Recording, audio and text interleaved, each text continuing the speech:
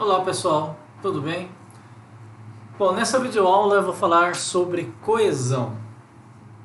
Coesão, coesão e acoplamento são duas coisas bastante faladas quando a gente está comentando sobre design orientado a objetos e padrões, etc. Tá? São também métricas, né, que representam a qualidade, né, do software. Métricas essas, inclusive, que elas aparecem em várias ferramentas, né, de análise de código, tá? Inclusive a Sonar Graph Explorer, que é o que a gente usa na disciplina. Então eu vou falar um pouco sobre coesão e na outra videoaula sobre acoplamento, tá? Para que esses dois conceitos fiquem bastante claros aí para vocês. Muito bem. Primeira coisa, né, vamos a algumas definições, né? Então quando a gente está falando em redação de textos, tá, o que não tem muito a ver com a computação, né, quais são as definições que a gente encontra de coesão? Então veja, a gente encontra que coesão é a ligação harmônica entre duas partes, utilizada na gramática como forma de obter um texto claro e compreensível. Então perceba que está em negrito, né, ligação harmônica entre duas partes. Então duas partes que elas se harmonizam, né, que faz sentido delas estarem juntas. Na parte de baixo aqui a gente vê o seguinte: nos estudos linguísticos, a coesão textual, tá? Então é esse tipo de coesão aí, né, relacionado com textos. A coesão textual consiste no uso correto das articulações gramaticais e conectivos, que permite a ligação harmoniosa, tá? Então novamente, né, ligação harmoniosa entre frases, orações, termos, períodos e parágrafos de um texto. Tá? Então, quer dizer, as duas frases aqui dessa definição reforçam essa coisa de você ter partes e que essas partes elas se harmonizam, né? Tem uma ligação harmoniosa entre elas. Não é uma ligação forçada, esse é o ponto. Não é algo que está empurrado ali, né? Os dois foram colocados juntos meio forçadamente. Né? Então é uma coisa que é meio natural. Ok, procurando no Google, né, temos aqui algumas definições também que vem da física e a outra no sentido figurado. Né? Com relação à física, coesão é a força de atração entre átomos e moléculas que constituem um corpo e que resiste a que este se quebre. Né? É como se não fosse possível de ter as duas partes separadas. Né? É uma atração entre átomos e moléculas que vai se transformar em um único corpo. Então é uma coisa coesa. No sentido figurado, é uma unidade lógica, né? Coerência de um pensamento, de uma obra, né? Uma coisa ali que faz sentido também como uma unidade só. Né? Por isso, unidade lógica e não segmentado. Ok, quando a gente fala na engenharia de software, né, e design de software e tal, a gente fala em coesão, a gente sempre está se referindo a quanto que um componente, tá, possui uma única responsabilidade. Componente aqui, tá, eu estou usando no sentido de, pode ser uma classe, pode ser um pacote, pode ser um método, tá, pode ser um subsistema. Tá. Então a coesão ela tenta medir, tenta caracterizar o quanto que um determinado componente, tá, ele está responsável por uma responsabilidade única. Não faria sentido quebrar, entendeu, aquela responsabilidade em mais do que uma, né, e ele sabe exatamente, né, os limites ali daquela responsabilidade. Assim, uma classe com alta coesão é aquela que tem somente uma responsabilidade e faz somente um tipo de tarefa. Tá? Então isso é uma classe que a gente consideraria uma classe que ela tem uma alta coesão. Já uma classe com coesão ruim é aquela que faz coisas além das quais deveria fazer. Isso é, a classe com baixa coesão, ela assumiu responsabilidades que não deveriam ser dela. Isso quer dizer o quê? Ela tem ali métodos que não deveriam ser dela. Ela executa serviços que não são característicos, né, daquela classe em si. Então é fácil imaginar, por exemplo, você tem uma classe cliente, certo? E aí dentro da classe cliente, por exemplo, você tem um tratamento, por exemplo, do cálculo do preço do produto. Tá? Então, assim, nitidamente, o cálculo do preço de um produto, com as regras de cálculo e descontos, etc., não parece fazer muito sentido dentro de uma classe, entendeu? Que ela é para, né, armazenar coisas de cliente. Tá? Então, essa classe nitidamente estaria com uma responsabilidade ali alheia. É uma responsabilidade que não deveria estar ali. Então, isso começa a caracterizar a classe como não coesa, né? Porque ela acaba fazendo mais do que ela deveria fazer. E aí a gente vai começar a ver os problemas disso. Então, assim, um exemplo positivo vamos supor, eu tenho assim, uma regra de nota fiscal mudar, né, eu altero somente a classe nota fiscal. Se é uma regra de imposto mudar, eu mudo somente na classe imposto. Isso é ok, né, é o que a gente espera. O que não seria adequado a regra da nota fiscal mudou, eu mudo a classe nota fiscal. A regra de imposto mudou, eu também mudo a classe nota fiscal.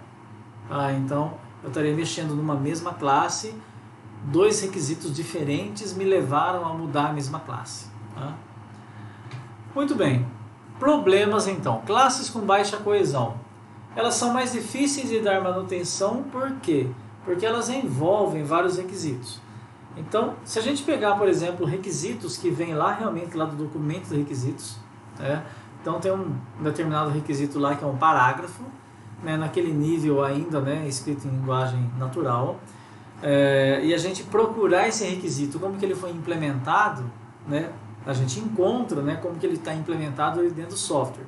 Muitas vezes, né, espalhado no formato de várias classes, métodos e tal. Tá? Então, assim, uma classe que ela tem baixa coesão, ela trata de mais do que uma responsabilidade. Se ela trata de mais do que uma responsabilidade, ela acaba envolvendo vários requisitos. Então, é uma classe que ela tem vários serviços, envolve vários requisitos e, por conta disso, acaba sendo mais difícil dar manutenção nela. Né? Mudanças de requisitos totalmente diferentes acabam impactando a mesma classe. Então, isso também é um sintoma, né, de uma classe com baixa coesão.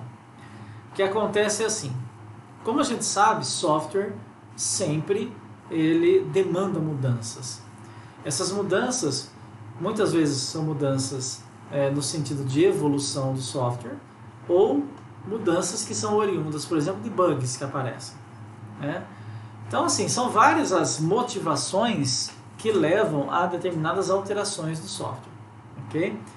E quando é que a gente percebe também que a classe ela tem baixa coesão? Quando, por exemplo, surge a necessidade de mudança de dois requisitos que são completamente diferentes. Só que aí, quando a gente vai colocar a mão no código-fonte lá, você acaba mexendo na mesma classe. Então, quer dizer, tem que acender uma luz, uma interrogação, né, nesse momento, dizendo, mas eu precisei dar manutenção, né, relacionado com o requisito 1. Eu mexi na classe tal. Aí teve outro requisito completamente diferente, né, que mudou, e eu também tenho que, né, mexer na mesma classe. Então, tem alguma coisa errada se os dois requisitos realmente forem, né, distintos. E as classes com baixa coesão são classes difíceis de serem reusadas também. Né? São classes em que, se ela tem muito comportamento, pegar ela e reusar em outro contexto, levar essa classe e colocar em outro projeto, muitas vezes ela não vai servir para muita coisa nela. Entretanto, uma classe, por exemplo, que ela trata de apenas um determinado assunto, ela é mais facilmente reusável. Né? Então, se eu tenho uma classe produto e dentro dela eu tenho realmente apenas serviços relacionados com o produto, né, torna-se mais fácil pegar ela, por exemplo, e reutilizar em um outro sistema que também necessitaria tratar, né, a entidade produto. Né? Algumas vezes também a classe com baixa coesão geralmente tem um nome inadequado, porque como o desenvolvedor foi colocando ali dentro muita coisa, às vezes ele não sabe mais que nome que ele dá para aquela classe. Né? Então, se ele abre uma classe e eu encontro dentro dela um monte de método de cliente, um monte de método de produto, um monte de método de nota fiscal dentro da mesma classe, eu não sei, na verdade, nem que nome, né, que eu devo dar para ela. Né? Então, muitas vezes as classes ali com nomes estranhos, né, pode significar justamente isso. né, se a classe tivesse realmente só coisas de nota fiscal, só coisas né, de uma acomodação de hotel, de uma reserva de hotel, de um pedido sendo feito, de uma fatura, é fácil você pensar no nome da classe. Mas quando essa classe tem um nome meio esdrúxulo, né, pode ser justamente um sinal de que a classe tem baixa coesão. Bom, como que devemos então olhar para uma classe, fazer uma análise informal na classe, para tentar descobrir se essa classe, se a coesão dela está ok ou não. Então existe uma forma meio informal de você fazer isso, que ela obviamente uma forma mais rápida, né, em que você apenas olha para a classe, você supõe algumas coisas e aí você tenta deduzir, né, se ela tem uma coesão boa ou não, tá? E depois tem uma forma um pouco mais matemática, em que a gente calcula uma métrica, né, para essa classe, e aí com base na métrica você deduz a coesão dela, tá? Então vamos comentar primeiramente sobre essa parte mais informal, essa análise informal que a gente pode fazer ao olhar para o código-fonte de uma classe, tá? Muito bem, então imagina que eu tenho a classe A, né? Classe A tem ali 4 métodos, né? E aí o exercício mental, né, que a gente deve fazer nesse momento é assim: você tem que supor algumas manutenções, tá? E você tem que olhar para a sua classe e descobrir que métodos que seriam alterados, né, com base nessa manutenção que você imaginou, tá? Então, olhando aqui na primeira, né, o pensamento seria assim: se a regra de negócio X mudar, qual classe que eu teria que alterar?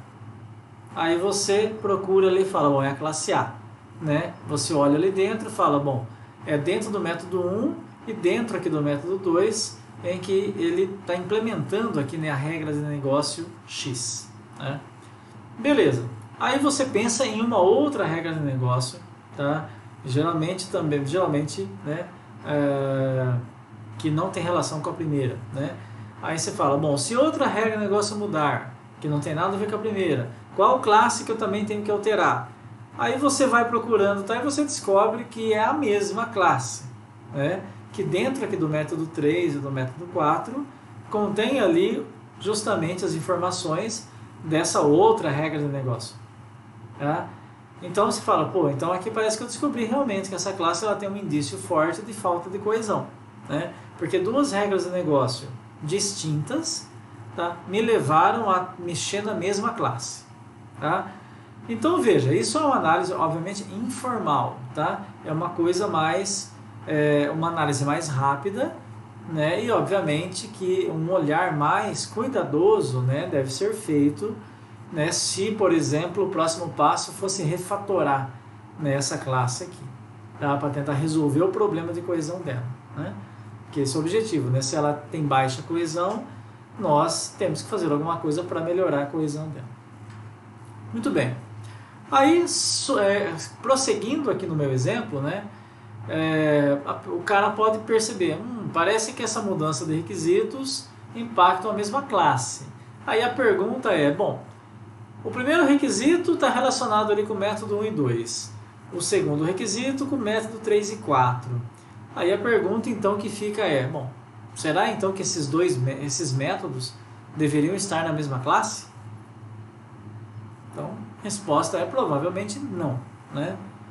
Bom, ou deveriam estar em duas classes? Então, provavelmente o correto aqui seria ter duas classes A e B, os métodos 1 e 2 que tratam do requisito 1 e os métodos 3 e 4 na classe B que tratam do requisito 2. Então, eu teria que fazer uma refatoração, tá? Mantendo o comportamento, né, do sistema, mas resolvendo esse problema de coesão que possuía, né, a classe A.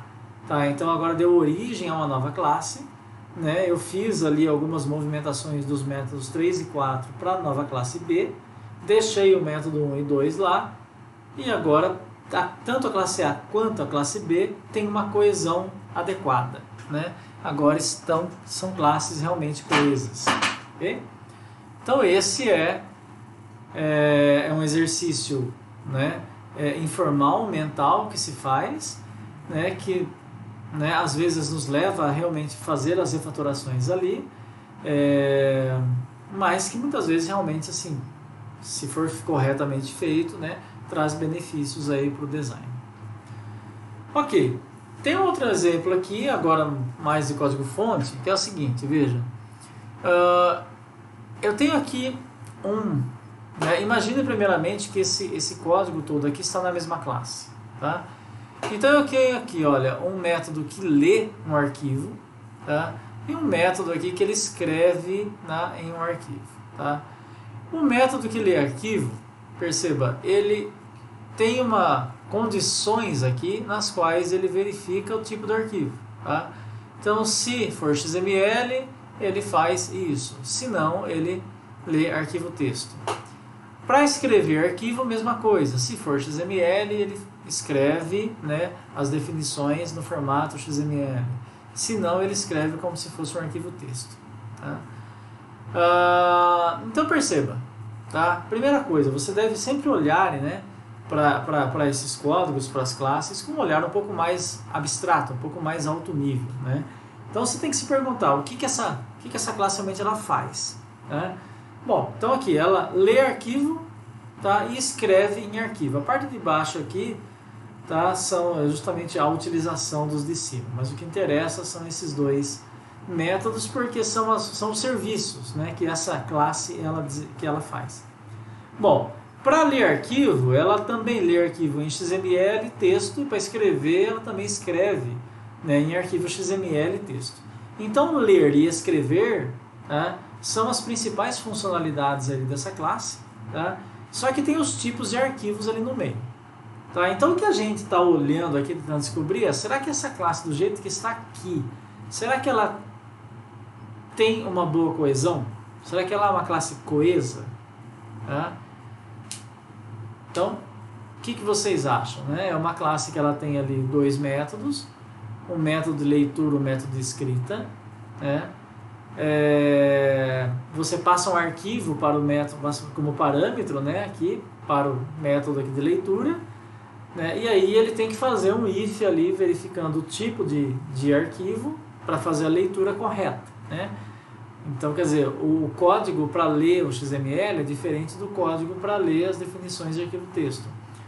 Mesma coisa para escrever. O código para escrever em XML é um pouco diferente do código para escrever em arquivo texto. Tá? Muito bem. Então, quais as funcionalidades dessa classe? Né? Então, são aquelas que eu comentei. Agora, seguindo aquele nosso exercício, né, para tentar descobrir, né, se a classe ela está coesa ou não, nós temos que imaginar alterações. Tá? Então, a gente vai imaginar, a gente olha para esse código-fonte e fala assim, bom, se eu tivesse que alterar isso, né, o que aconteceria? Se eu tivesse que alterar aquilo, se um novo requisito aparecer, né, quer dizer, o que acontece, né, com essa classe aqui? Então vamos lá, vamos fazer esse tipo de exercício aqui. Tá? Então, possíveis alterações que possam acontecer com essa classe. Veja, pode aparecer uma nova funcionalidade chamada colorir arquivo. Tá? Seria um novo serviço. Então, além de ler e escrever, poderia ter uma outra funcionalidade chamada colorir arquivo. Ok? Poderia também aparecer um novo tipo de arquivo, JSON. Tá? Perceba que aqui na frente eu já estou meio que mostrando, né, o que aconteceria. Veja, se aparecer uma nova funcionalidade de colorir arquivo, né, eu teria que criar um novo método, certo? Então, do mesmo jeito que ele tem um para ler e um para escrever, eu criaria um método para colorir, e dentro desse método colorir eu teria também provavelmente as diferenças para colorir arquivo XML e colorir arquivo texto. Segunda alteração possível, aparecimento de um novo tipo de arquivo JSON. Nesse caso, eu teria que alterar o corpo de todos os métodos, né? Porque todos os métodos que eu tenho, o de leitura, o de escrita, posso ter o de coloração, posso ter algum outro de outro que faz outra coisa. Dentro deles, eu tenho as condições que selecionam o tipo de arquivo, né? Se é XML, se é texto, né? E agora se é JSON. Então, essa nova condição do if, eu teria que alterar dentro de todos esses métodos. Ok. Alteração na forma de leitura de arquivos. Tá? Então, se mudar a forma de leitura de arquivo, XML ou texto, eu teria que alterar também todos os métodos. Tá? Alteração na forma de escrita, também teria que alterar todos os métodos. Perceba o seguinte, todas essas alterações, embora eu esteja pensando em várias alterações, são feitas na mesma classe. Isso quer dizer o quê?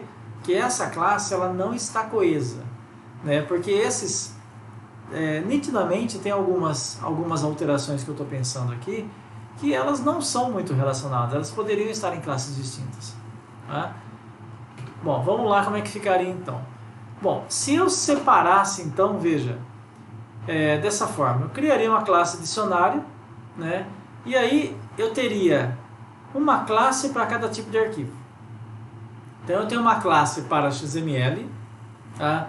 Tenho uma classe para texto, teria uma classe para JSON, tá? E se aparecessem outros tipos de arquivos, que provavelmente sempre vão aparecer, tá? Sempre vai ter formato de arquivo novo ou arquivo mudando, tá? Teria uma classe específica, né, para esses tipos, tá, de arquivos. E outra, fazendo isso, né, criando uma classe para cada tipo de arquivo, eu não preciso mais daquelas sequências de condições dentro de cada método. Tá? Então isso também é uma coisa que, se for possível evitar, é melhor. Quando você tem um if, com várias condições ali, if, else, tá? Isso é um indicativo de que alguma coisa ali, entendeu, não está legal. Tá?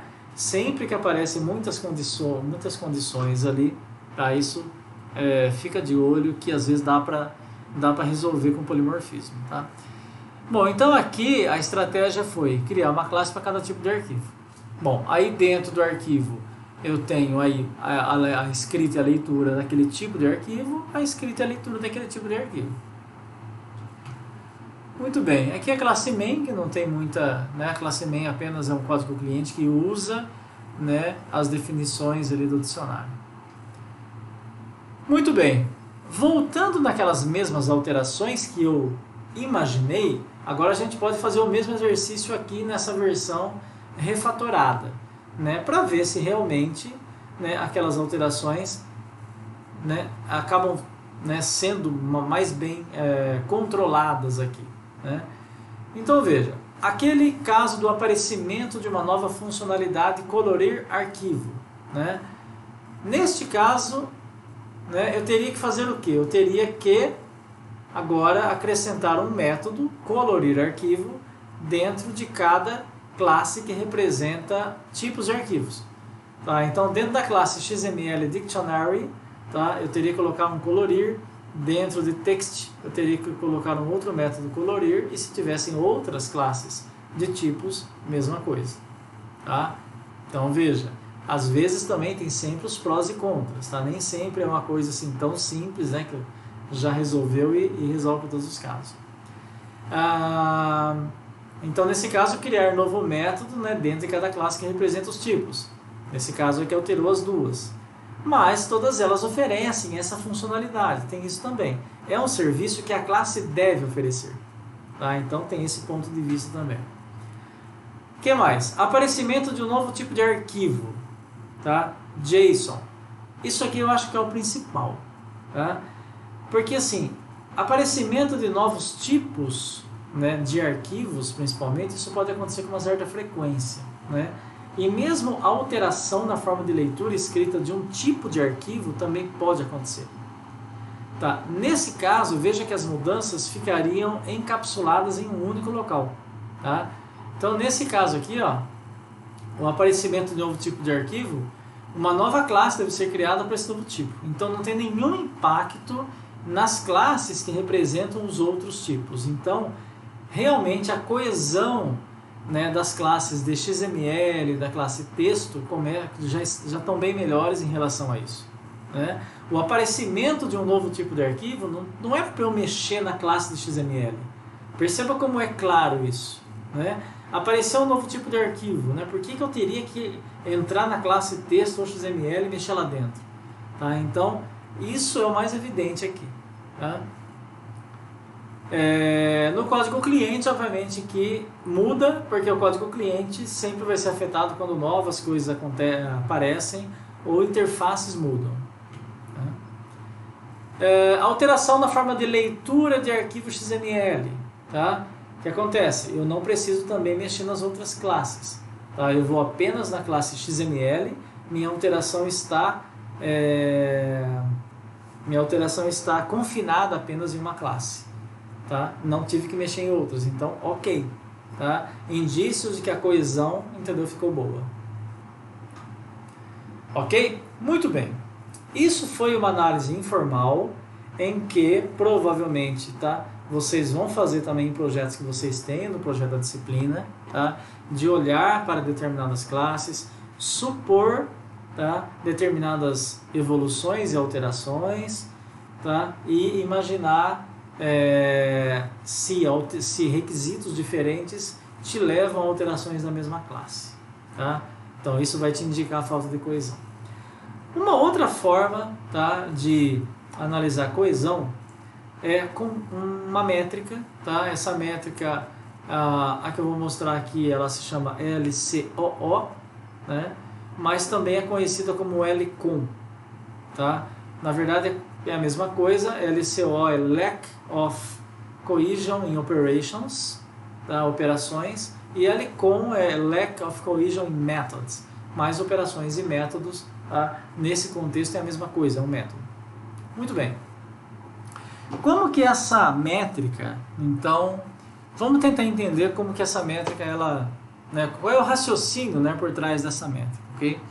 Então assim, imagine uma classe abaixo aqui com dois métodos, dois métodos A e B, tá? E 4 atributos, x, y, z e k. Tá? Então, eu tenho aqui os métodos A e B, tá? Isso aqui na mesma classe, tá? Então a minha classe tem 2 métodos e tem 4 atributos aqui.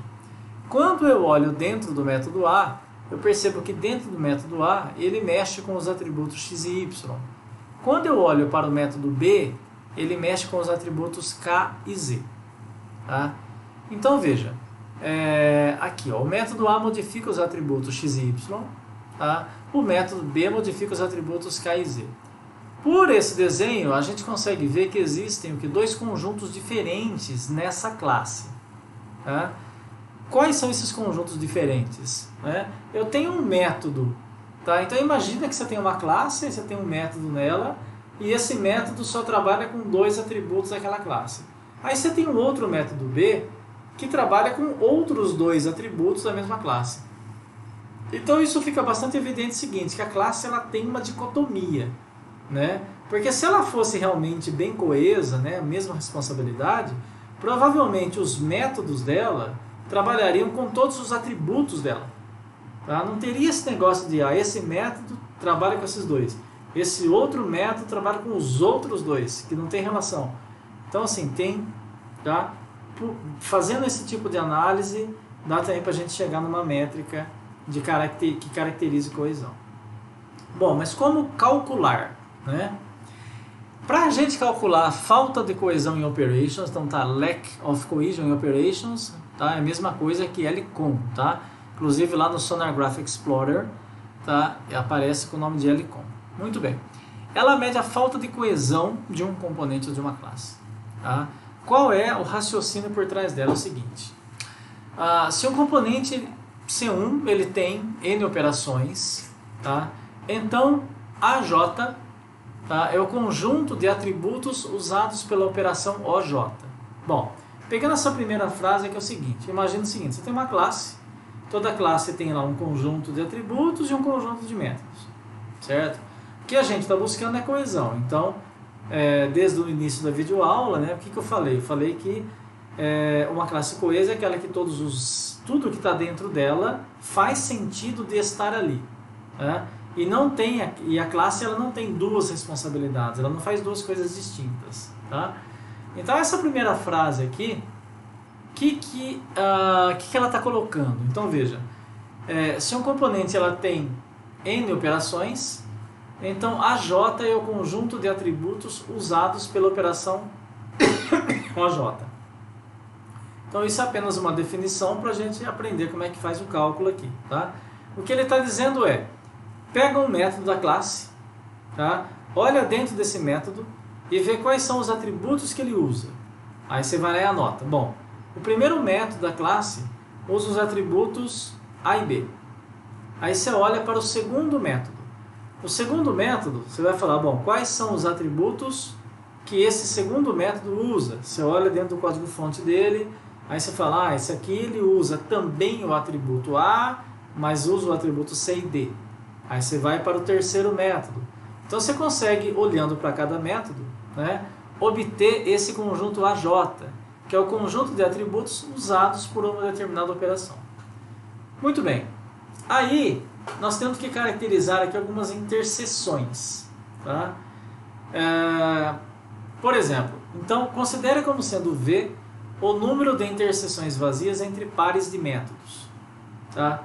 Isso quer dizer o seguinte, depois que você fez isso que eu comentei, né, pegou o primeiro método, tá, marcou lá, ele usa atributos A e B. Pegou o segundo método, ele também usa os atributos A e o C. Pegou o terceiro método, também usa o atributo A, B, C e D. Pegou o quarto método, usa só o atributo B e C. Tá? Então você vai ter uma série de conjuntinhos ali. Depois que você tem esses conjuntos, você vai começar a fazer interseção entre eles. E observe qual é o objetivo final daqui. Né? Se você tiver, por exemplo, dois métodos, né? E esses dois métodos não têm interseção nenhuma, isso é, se esses dois métodos da mesma classe, eles não usam, né, um atributo, tá? Um dos atributos, né, da classe, tem alguma coisa errada, já indica alguma coisa. Se a interseção é vazia, né, já tem alguma coisa estranha. Né? Porque se a classe ela é altamente coesa, qual seria o ápice, né, da coesão? Seria assim, todos os métodos usando todos os atributos da classe. Isso seria o ápice da coesão. Né? Porque quando você tem um método, tá, que não usa nenhum atributo da classe, é estranho. E quando você tem metade dos métodos usando metade dos atributos, também é estranho. Tá? Então o ápice seria todos os métodos usando todos. Tá? Então quando você pega os atributos de um determinado método com os atributos de outro, faz uma interseção e dá vazio, começa um indício de que aqueles dois métodos deveriam estar em classes distintas. Ok? Mas obviamente tem que olhar para todas as interseções. Então V seria o número de interseções vazias, tá? E NV o número de interseções não vazias. Então como é que calcula a LCOO? Nós devemos pegar então aqui, ó, o número de interseções vazias menos as não vazias, isso se as vazias for maior. E ao contrário, e zero se as vazias for menor que não vazias. Ok? Bom, e aí a aplicação dessa métrica eu procuro responder o seguinte. Primeiro, se a classe sofre falta de coesão, tá? Se LCOO for maior do que zero, a resposta é sim. Tá? Ela sofre de falta de coesão. A segunda interpretação é a seguinte. Se a falta de coesão é alta ou baixa. Tá? Então, se é mais do que zero, ela sofre de alguma falta de coesão. Agora, se a falta de coesão é alta ou baixa, aí nós temos que ver que número que deu, né, para tentar julgar isso. Tá? Se for próximo de zero, ela tem uma baixa coesão. Quanto mais longe de zero, a coesão dela é mais alta, então é melhor. Bom, essa métrica também é conhecida como LCON, tá? Como eu já disse, mede a falta de coesão. Se um componente tem N operações, a J, bom, é o mesmo slide, tá? Apenas uma interpretação aqui. Então, ó, se o número de interseções não vazias for maior, então não interessa mais nada. Tá? Essa métrica procura detalhar quando que o número de vazias é maior. Tá? Então, quando o número de interseções vazias é maior, realmente começa a mostrar falta de coesão. E aí tem uma outra forma de cálculo também, que é o seguinte, né? O número total das interseções pode ser calculado usando a forma de combinação, né? Porque se a gente, quer dizer, é possível, né? Quer dizer, calcular todas as combinações possíveis, né, entre os métodos, né, e os atributos. Então, a gente pode fazer isso na mão também. Depois eu mando para vocês, inclusive, uma forma lá resolvida, né, de calcular para cada método. Se coloca o conjunto de atributos, faz a interseção deles, depois simplesmente faz esse cálculo aí, né, essa conta. Então, assim, só que assim, com essas combinações, você tem o número total possível, né, de combinações ali. Tá? E aí dá para você calcular uma porcentagem, né? Então, assim, N é o número de métodos da classe, e P é o número de elementos dos subconjuntos. No caso, sempre 2. Tá? E aí, quais passos, então, que podem ser usados para calcular a LCO? Primeiro, então, para cada método, montar o conjunto de atributos que ele manipula. Então, do mesmo jeito que eu tinha já começado a falar. Você vai lá e escreve método 1 igual, abre lá, quais são os atributos que ele manipula? Então, atributo 1 e 2. Beleza, acabou? Método 2, quais são os atributos que ele manipula? Atributo 1, atributo 3. Né? Então, perceba que aqui já teria uma interseção. Aí você faz para todos os métodos. Segundo, fazer as interseções dos pares. Tá? Então, montar as interseções de todos os pares de métodos, mostrando quais atributos são compartilhados por eles. Tá? Então, aí eu pego o método 1 com o método 2 e vejo se tem interseção de atributo. Tá? Perceba aqui, ó, entre o método 1 e o método 2 aparece o atributo 1. Significa que lá, ó, o atributo 1 estava presente tanto no método 1 quanto no método 2. Então, faço, né, a interseção deles e vou marcando também. Entre 1 e 3, não tem nada. Entre 1 e 4 não tem nada. Então tem que fazer do 1 com 2, com 3, com 4. Do 2 com 3, com 4, com 5, com 6. Do 3 com 4, com 5, com 6. Considerando todos os métodos que a classe tenha. Então você vai gerar também aqui, né, várias interseções. Aí entra na parte aqui de contagem, que você conta o número de interseções vazias e o número de não vazias. Simplesmente vai lá e conta. Né? Então, não vazias, vai ter tantos, não vazias vai ter tantos. E aí aplica o cálculo para obter o valor de LCO. Bom, a LCO pode ser um pouco difícil de interpretar por ser um valor absoluto. Então ela vai te dar um número. Muitas vezes, e esse número tenta representar, né, falta de coesão daquela classe. Tá? Então, às vezes, né, fica meio difícil interpretar pelo seguinte, né? Suponha que uma classe tenha um LCO 15. Né? O que isso significa? Né? É muito, é pouco? Bom, então assim, ela significa que a classe ela tem 15 interseções vazias a mais do que o número de não vazias. Tá? Mas, de novo, né? Quer dizer, isso é muito, é pouco, tal. Então, geralmente é melhor considerar o que é a porcentagem, para se ter uma ideia de tamanho. Assim, se dividir esse número pelo número total de interseções, calculado lá com aquela fórmula da combinação, tem-se uma ideia melhor se isso é muito ou pouco comparado com o tamanho da classe. Tá? Então, aqui, ó, suponha que o número total de interseções seja 45. Tá? Então, se eu pegar 15, que é o valor que deu, né, que é o número de interseções vazias, a mais do que o número não vazias, tá? Dividir por 45, eu tenho 0,3. Isso é 30%. Assim, quer dizer, como é que eu concluo? Que a classe possui 30% a mais de interseções vazias, tá, do que o número de não vazias. Então, nesse caso, parece ser um valor significativo. Né? A classe em si, né, quando fez lá as interseções, né, ela tem 30% a mais de vazias. Né? Então as vazias são justamente aqueles conjuntos que não tem nada a ver uns com os outros. Né? Então, quer dizer, pode ser um valor significativo, né, de falta, um indicativo de falta de coesão. Tem um exercício aqui que eu gostaria que vocês fizessem, que é calcular o LCOO para a classe ponto. Tá? Como é que vocês devem fazer? Vocês devem seguir, tá, esses passos aqui para o cálculo da métrica. Tá? Não tem muito segredo, tá? É um pouco apenas assim, né, manual, né? Mas pelo menos dá para entender bastante como que é o pensamento por trás desse cálculo. Tá? Então, o primeiro passo, vocês pegam classe ponto, tá? Para cada método que ela tenha, olha dentro do método, vê os atributos manipulados ali dentro. Atributos manipulados é se o atributo ele é usado de alguma forma dentro daquele método. Aí escreve igual eu estou fazendo aqui, ó, método 1, tá? Abre chaves, que é conjunto, né, de atributos usados ali dentro. Método 2, faz a mesma coisa, vê os atributos que são usados ali dentro. Aí 3, 4, 5, 6, 7, até o método que tiver.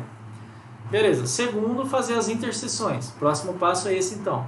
Aí você vai pegar o conjunto, né, M1 com o conjunto M2, tá? Fazer a interseção desses dois conjuntos, que você já calculou em cima.